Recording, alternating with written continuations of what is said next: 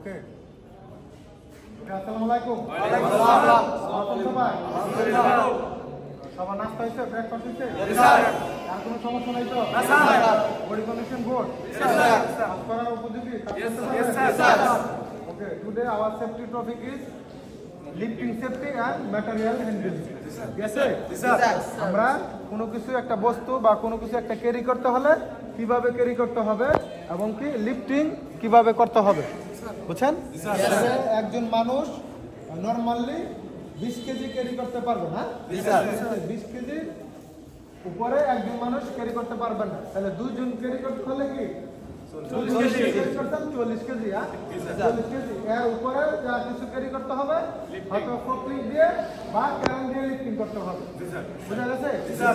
আর এখন যদি বলেন যে দুইজনে যদি আমরা 40 কেজি পারি তাহলে তিনজনে 60 কেজি না, তিনজনে ক্যারি করা টোটালি দুইজন। এবং কি দুইজনে যদি ক্যারি করেন তাহলে টু ওয়ে কমিউনিকেশন থাকতে হবে।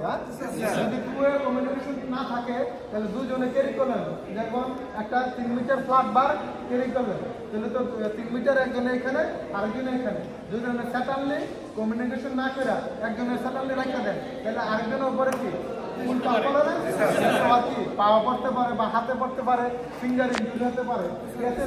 অথবা যদি আপনি প্রপারলি সুন্দর করে বৈশা, ঠিক আছে, ম্যাটেরিয়াল না রাখা আবার মাথার সোজা রেখা যদি না ওঠেন তাহলে কি ব্যাক পেন হতে পারে। যদি এখন ইয়াং আছেন ব্যাক পেন হলে বুঝবেন না, যদি 50 ওভার হয় তাহলে আরো কি প্রবলেম হতে পারে, বুঝছেন? ম্যাটেরিয়াল ক্যারি করতে হলে অবশ্যই কি মাথার সোজা রেখা ক্যারি করতে হবে এবং কি 1 man 20 KG only can carry, 2 man 40 KG. Others যেগুলো করবেন এগুলো হচ্ছে ফোর্কলিফট বা ক্যারেন দিয়ে লিফটিং করা হবে। বুঝা গেছে? এবং কি ক্যারেন দিয়ে যদি লিফটিং যেগুলি যেন 1 টন 2 টন 3 টন ক্যারি করা হয় কি অবশ্যই কি 4-5 জন লাগবে।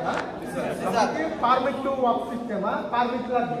যে কোনো হেভি থিং ক্যারি করতে হলে অবশ্যই কি পারমিট লাগবে। পারমিটের ভিতরে সাইন থাকবে কি 4 জনের, safety officer, supervisor, VGR, project manager and owner. ঠিক আছে? তাহলে কি 4-5 জনের লাগবে। এবং কি অবশ্যই লিফটিং করতে হলে ট্যাগলাইন ইউজ করতে হবে। ট্যাগলাইন নর্মালি 6 মিটার থাকে।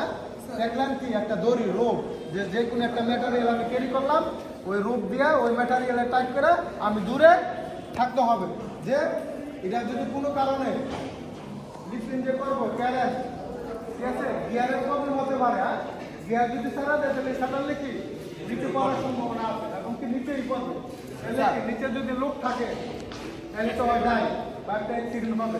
তো অবশ্যই ম্যাটার এই লিফটিং করার সময় নিচে কোনো ম্যান থাকতে পারবে না বা কোনো জিনিসপত্র থাকতে পারবে না। যদি থাকে তাহলে অ্যাক্সিডেন্ট হওয়ার সম্ভাবনা।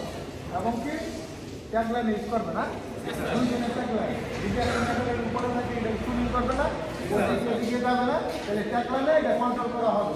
এবং কি লিফটিং লিগার সিগন্যাল দেয় না, এটা কীভাবে লিফটিং করবে, কীভাবে এটা বুম আপ করবে, ঠিক আছে, বুম ডাউন করবে, ডাইনে নিবে, বামে নিবে বা সামনে নিবে, ওই লিফটিং একজনে লিগার দিবে, সিঙ্গেল দিবে। যেমন এরকম করলে তাহলে কি আপ, নিচে এরকম করলে হচ্ছে ডাউন। যদি স্লো করেন এভাবে তাহলে কি স্লো ডাউন করবে কারণে ঘুমা। আবার যদি করে এভাবে তাহলে স্লো উঠবে।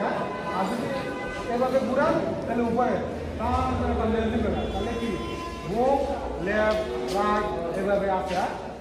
কারণ ইয়া করে যে রাইটে যান, বুমে যান, কত মিটার যান, এগুলো সব কিছু হকি টকি দিয়ে করা বলে দিবে। এমনকি যদি ফেস টু ফেস দেখা যায় যে ক্যারেন অপারেটর আর ক্যারেন single man face to face দেখে তাই ওকে প্রবলেম। আর যদি ফেস টু ফেস না থাকে তাহলে কি হকি টকি ইউজ করে, বুঝছেন?